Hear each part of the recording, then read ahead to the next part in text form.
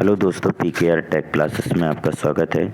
Civil engineering S UP JE को लेकर के जो सर्वे के इम्पोर्टेंट हम टॉपिक डिस्कस कर रहे थे, उसी को लेकर आगे बढ़ते हैं।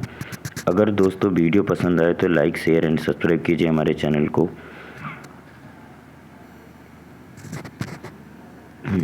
आगे हम नोट तक पढ़ चुके थे, यानी कि नोट में था कि क्यूमुलेटिव जो एरर होता है उसका पता आसानी से लगाया जा सकता है, जबकि कंपनसेटिंग जो एरर होती उसका पता लगाना थोड़ा सा कठिन होता है। तो उसके आगे एक टॉपिक और बचता है मेथड ऑफ लीनियर मेजरमेंट। रैखिक जो होती है, मेथड ऑफ लीनियर मेजरमेंट से क्या तात्पर्य है? हमारा मेथड ऑफ लीनियर मेजर से यानी कि रैखिक दूरियां, यानी कि हॉरिजेंटल प्लेन या वर्टिकल प्लेन, कोई भी प्लेन हो सकता है, हॉरिजेंटल डिस्टेंस या वर्टिकल डिस्टेंस। तो लीनियर मेजरमेंट से तात्पर्य होता है केवल दूरियां मेजरमेंट करना। लीनियरली मतलब रैखिक दूरियां मेजर करना। तो अब दो तरीके के होते हैं, एक डायरेक्ट मेथड होता है, एक इनडायरेक्ट मेथड होता है। तो हम डायरेक्ट मेथड से क्या तात्पर्य होता है? तो देखिए, लीनियर मेजरमेंट के दो मेथड हैं, एक डायरेक्ट मेथड होता है, एक इनडायरेक्ट मेथड होता है।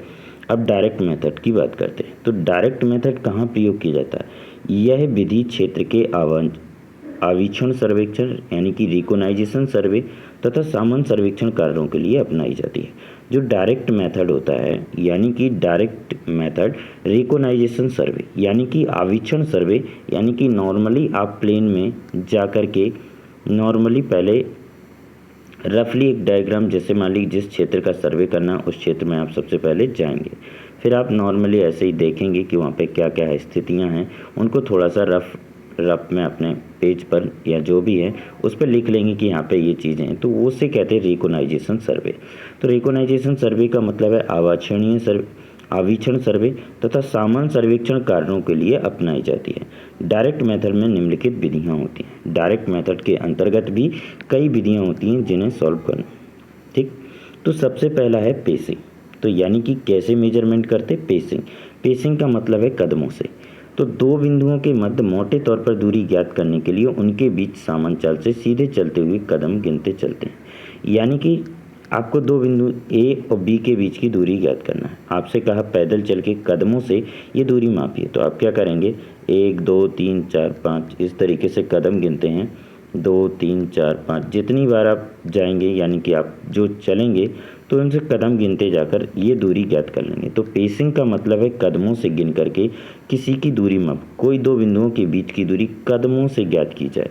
अब मान लीजिए कदम आपने मान लीजिए 50 कदम चले, तो एक कदम की जो औसत दूरी होती है वो 75 से 80 सेंटीमीटर होती है। आप कोई भी एक लेके मल्टीप्लाई कर देंगे तो उसकी लेंथ आ जाएगी। तो उसकी क्या आ जाएगी? लेंथ। यानी कि पेसिंग का तात्पर्य है कि आप पैदल चल करके जो कदम आप चलेंगे तो उनके बीच की औसत दूरी से मल्टीप्लाई कर देंगे। जो लेंथ होती है पेस की, वो डिपेंड्स होती है किस किस चीज़ पर? आप जो पैदल चल रहे हैं, मान लीजिए आप जो पेसिंग करेंगे, नापेंगे कदम से, तो इसकी जो लेंथ होगी वो किस पर डिपेंड होगी? नेचर ऑफ द ग्राउंड की स्थिति कैसी है, मान लीजिए गड्ढेदार है या फिर प्लेन है, समतल है, किस तरीके के उसकी स्थिति पर डिपेंड होता है। स्लोप ऑफ द ग्राउंड यानी कि ढालू है या फिर इस तरीके से, ये सारी चीज़ें। स्पीड ऑफ द पेसिंग, आप किस स्पीड से चल रहे हैं, ये सारी चीज़ें आपकी पेसिंग की लेंथ को प्रभावित करती हैं। तो डायरेक्ट मेथड के अंतर्गत पहली विधि कौन सी आती है? पेसिंग। तो सीधी सीधी बात है कि जब भी लीनियर मेजरमेंट डायरेक्ट मेथड से किया जाएगा, सबसे सिंपल विधि है पेसिंग। दूसरी है पेसोमीटर। यह घड़ी जैसा ही होता है। एक कैसा होता है? घड़ी जैसा ही यंत्र होता है जिसे सर्वेक्षक की टांग में बांध दिया जाता है। ये कदमों की संख्या काउंट करता है। कदमों की संख्या इंटू औसत दूरी की गणना कर ली जाती। पेसोमीटर से तात्पर्य है कि एक घड़ी जैसा यंत्र होता है जो कि आपकी टांग में बांध दिया जाता है और कदमों की संख्या काउंट कर ली जाती है, औसत दूरी भी ज्ञात हो जाती है। दोस्तों अगर पता होगा आपको, पेसोमीटर एक ऐसा यंत्र भी है।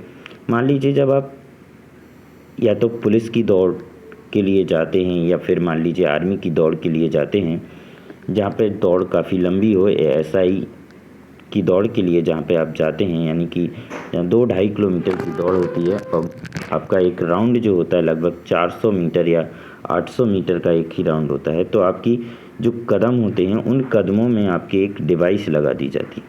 जब आप उस लाइन पर रखेंगे तो वो उसे काउंट कर लेगी, यानी कि 1 राउंड हो गया पूरा। तो इस तरीके की एक डिवाइस लगा दी जाती जिससे पता चलता है, उसको हम कहते हैं पेसोमीटर। पेसोमीटर क्या है? एक ऐसी डिवाइस जो आपकी टांग में बांध दी जाएगी, जो आपके कदमों की संख्या गिनेगी, कदमों की संख्या और औसत दूरी की गणना कर लेगी। पेसोमीटर एक ऐसी डिवाइस होती है, मान लीजिए, या तो फिर एग्जाम्पल समझने के लिए, जैसे कि आर्मी की दौड़ है या फिर पुलिस की दौड़ के लिए जाते तो आपकी पैर में एक डिवाइस बांध दी जाती है जिससे पता चल सके कि आपने, मान लीजिए, यहाँ से स्टार्ट की दौड़, तो आप उस दौड़ को कितने टाइम में पूरा कर रहे हैं। तो यानी कि आप राउंड, जब लाइन बनी रहती है उस लाइन पर पैर रखना अनिवार्य होता है, यानी कि तब वो काउंट कर लेता है कि ये राउंड पूरा हो चुका है, 1 राउंड हो गया। तो इस तरीके की डिवाइस लगी होती है, उसी को हम पेसोमीटर कहते हैं। पेडोमीटर क्या होती है? पेसोमीटर की भांति, परंतु यह दूरी की सीधी गणना करती है। पेसोमीटर की ही भांति होती है, बट ये दूरी में मेजर करती है। वो किसमें? कदमों की संख्या और औसत दूरी की गणना करती है, या फिर नंबर ऑफ काउंट्स। तो ये सीधी सीधी दूरी की गणना करती है। पेडोमीटर क्या करती? दूरी की। अब ओडोमीटर और स्पीडोमीटर क्या होता है? देखिए, ओडोमीटर भी यह यंत्र या ऑटो वाहनों में लगा होता है, जो आपके मोटर व्हीकल्स होते हैं उनमें लगा होता है। ये परिभ्रमण मापता है, यानी कि पहिए के नंबर राउंड नापता है, यानी कि number of revolution into circumference of the wheel. तो यानी कि डिस्टेंस आपको पता होना, एक पहिए, तो एक पहिए की नंबर ऑफ कितने चक्कर, मान लीजिए 500 मीटर में, मान लीजिए पहिए के चक्कर आए 500 मीटर में पहिए के चक्कर आए मान लीजिए 100, रेवोल्यूशन कितना है? 100, और सरकमफेरेंस परिधि मान लीजिए हो उसकी 150 मीटर। कितनी हो? 150 मीटर। तो मल्टीप्लाई बाई 150 मीटर, तो आपको पता चल जाएगा कितनी दूरी चल के आया। तो सीधी सीधी बात है, ओडोमीटर और स्पीडोमीटर जो आपके लगे होते हैं वो किस में लगे होते हैं? ऑटो व्हीकल्स, यानी कि मोटर व्हीकल्स में लगे होते हैं। किस में लगे होते हैं? मोटर व्हीकल्स में, जिसमें व्हीकल्स की व्हील के परिभ्रमण के आधार पर प्रत्यक्ष दूरी, डायरेक्ट दूरी, ये सारी चीज़ें किसके हैं? डायरेक्ट मेथड है। तो डिस्टेंस बराबर number of revolution into circumference of the wheel.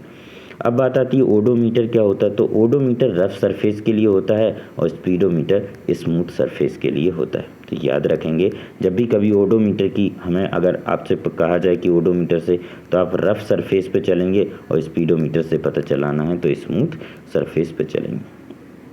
अगला भी है चेन और टेप। चेन और टेप से भी डायरेक्ट मेथड के अंतर्गत ही आते हैं। चेन और टेप से भी आप डायरेक्ट दूरी मेजर कर सकते हैं, जो भी डायरेक्ट मेथड के अंतर्गत आते हैं। तो आपसे पूछा जा सकता है कि डायरेक्ट मेथड के अंतर्गत कौन कौन सी विधि आ सकती हैं? तो एक पेसिंग है, पहली कौन सी है? पेसिंग है। दूसरी, पहली आपकी पेसिंग है, दूसरी पेसोमीटर है, तीसरी पेडोमीटर है, आगे चल के आती है आपकी ओडोमीटर, स्पीडोमीटर है। तो ये आप ध्यान रखेंगे, चेन और टेप। अब आती है इनडायरेक्ट मेथड। इनडायरेक्ट मेथड में क्या होता है? इनडायरेक्ट मेथड यानी कि आपको मेजर नहीं करना पड़ेगी, ए से बी तक का आपको चेन या टेप से लेकर वहाँ तक जाना नहीं पड़ेगा। डायरेक्ट टेप है, आप इंस्ट्रूमेंट रखेंगे, बी तक की रीडिंग देखेंगे, वहाँ तक आप डायरेक्ट रीडिंग निकाल लेंगे। आपको कोई वो नहीं करना पड़ेगा, नापना नहीं पड़ेगा, वो ऑटोमेटिक कैलकुलेट हो जाएगी।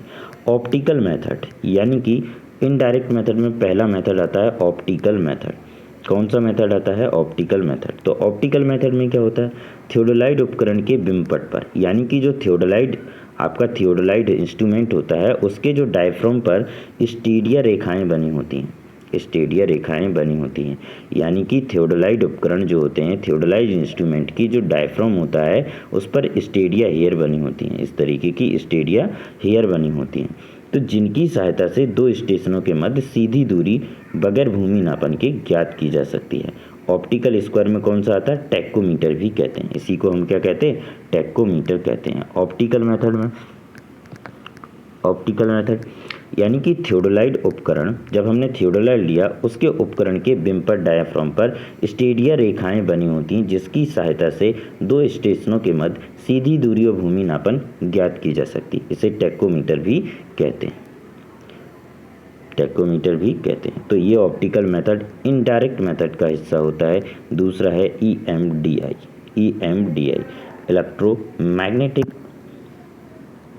Electro distance measuring device. EMD electronic distance measuring device जो होती है, EMD होती है, ये 3 टाइप की होती है। कैरियर वेव होता है, कैरियर वेव टाइप की कितने टाइप की होती है? 3 टाइप की कैरियर वेव होती है। कितने कैरियर वेव कितनी? 3 तरीके की होती है। EMD इंस्ट्रूमेंट जो होते हैं,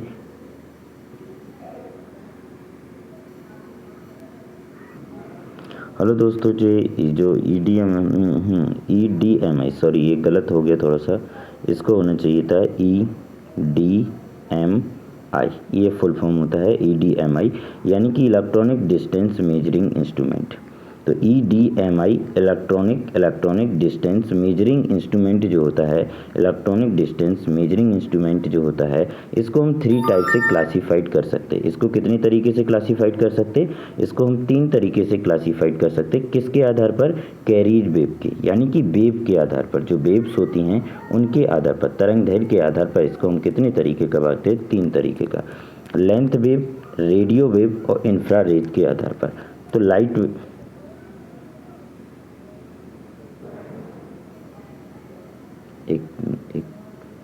एक सेकेंड, यहाँ पर भी थोड़ा सा करेक्शन है, LIGHT होना चाहिए था, लाइट LIGHT। तो लाइट वेव जो होती है, एक रेडियो वेव होती है, माइक्रोवेव होती है, इंफ्रारेड होती है। लाइट वेव होती है, रेडियो वेव होती है और माइक्रोवेव होती है। तो लाइट वेव क्या करती है? GOD meter and mekometer. तो GOD मीटर होता है, एक GOD मीटर और मिकोमीटर होते हैं। इनसे लाइट वेव से हम इनका कर सकते हैं। अगला जो है रेडियो वेव और माइक्रोवेव के आधार पर ट्यूलरोमीटर और डेस्टोमेट।